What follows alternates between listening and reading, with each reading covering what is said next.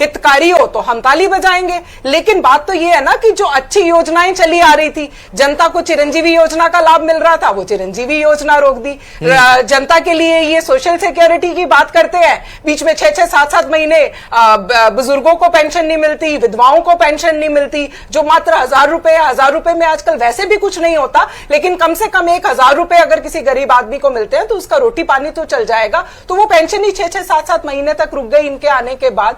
तो लोग पेंशन के लिए तरस रहे हैं, लोग इलाज के लिए तरस रहे हैं। चिरंजीवी योजना बंद कर दी, उसका नाम बदल दिया, आरजीएचएस में भुगतान की प्रॉब्लम आ रही है।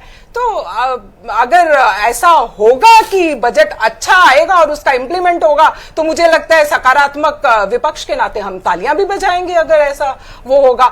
लेकिन सिर्फ हम इनके कहने पे ताली बजा दे, ऐसा तो नहीं होगा। बिल्कुल। और जहां तक ये अभी कह रहे थे अटल जी कि पिछले साल से हमें केंद्र से 10,000 करोड़ मुख्यमंत्री भजनलाल विधानसभा पहुंच चुके हैं और यहाँ पर उनके मंत्रिमंडल के सहयोगियों से उन्होंने मुलाकात की है और अब आगे बढ़ते हुए सेंट्रल हॉल की तरफ आपको बता दें कि उनके साथ में देखिए तमाम जो मंत्री हैं वो भी मौजूद हैं, चाहे अविनाश गहलोत हो, जाबर सिंह खर्रा हो या बाकी के अन्य मंत्रियों, जोगाराम पटेल, और उनके ठीक पीछे आप देखेंगे डिप्टी सीएम प्रेमचंद बैरवा।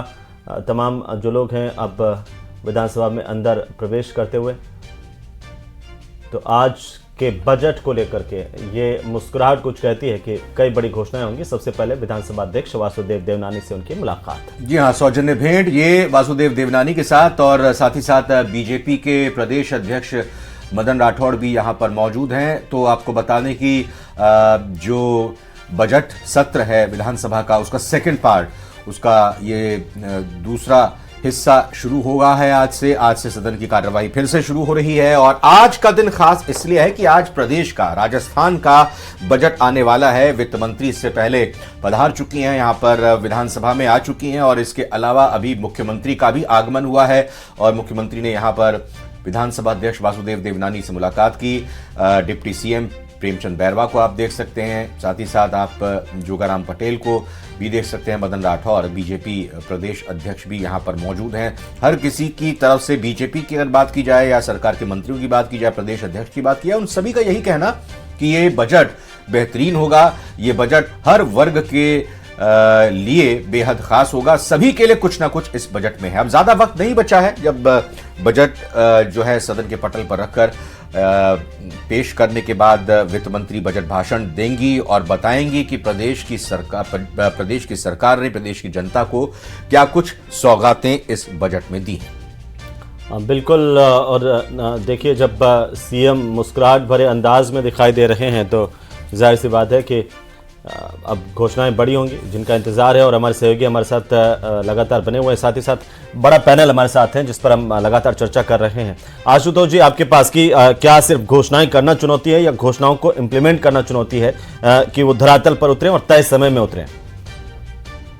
निश्चित तौर पर हेमंत जी, सरकार के लिए घोषणाएं करना भी जरूरी है, जनता को यह विश्वास दिलाना भी जरूरी है कि हम आपके लिए योजनाएं बना रहे हैं, और उसके साथ में उन योजनाओं का क्रियान्वयन ग्राउंड पर हो, वो और समय पर हो। योजनाओं का क्रियान्वयन तो हमने लगातार देखा है कि सरकारें घोषणाएं करती हैं, उनका क्रियान्वयन होता है, लेकिन समय पर क्रियान्वयन होना भी एक महत्वपूर्ण चीज है। क्योंकि जनता को जिस टाइम फ्रेम का वादा करते हो कि हम ये इतने टाइम फ्रेम में आपको ये सुविधा देंगे, वो टाइम फ्रेम में सुविधाएं मिलनी भी चाहिए। तो मुझे लगता है कि सरकार शायद इन दोनों चीजों का ध्यान रखेगी कि नई योजनाओं की घोषणा भी हो और पुरानी योजनाओं पर ग्राउंड पर वर्क भी हो। क्योंकि देखिए, अगले 4 साल के बाद में अभी चुनाव है, अभी सरकार के पास एक समय है, लेकिन सरकार के लिए यह भी महत्वपूर्ण है कि इन 3-4 साल में वह जनता के बीच में यह विश्वास बनाए कि जिस तरह की परंपरा राजस्थान में रही है कि एक बार कांग्रेस और एक बार भाजपा, वह परंपरा अगर भारतीय जनता पार्टी को इस बार तोड़नी है तो यह पहले साल से जैसा भजनलाल सरकार कोशिश कर रही है, मुझे लगता है कि आगे भी करेगी और जनता के बीच में यह विश्वास